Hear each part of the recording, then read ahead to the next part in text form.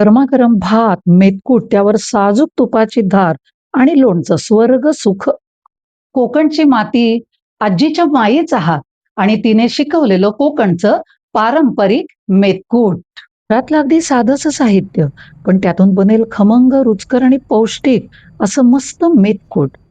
1 वाटी चणा डाळ 4 ते 5 मिनिटं मंद आचेवर गुलाबी रंगावर भाजायची. 1/2 वाटी उडीद डाळ छान सुवास येईल आणि हलकासा रंग बदलेल इतपत भाजून घ्यायची. 1 वाटी काळे वाटाणे हे 5 ते 6 मिनिटं भाजायचे.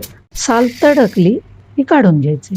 1 वाटी तांदूळ गुलाबी रंगावर होत आले की त्यातच 5-6 सुक्या मिरच्या घालायच्या आणि त्या सुद्धा तांदळाबरोबर भाजून घ्यायच्या.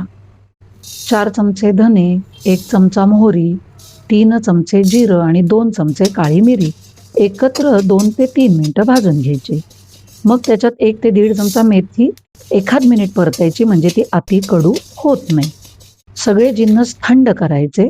नंतर त्यात 1 चमचा सुंठ पावडर, 1 चमचा हिंग आणि 2 चमचे हळद घालायची. मिक्सरमधनं सगळं एकदम बारीक दळून घ्यायचं. चाळणीतनं चाळून घ्यायचं. या अगदी बारीक मेथकुटामध्ये चवीनुसार मीठ घालायचं.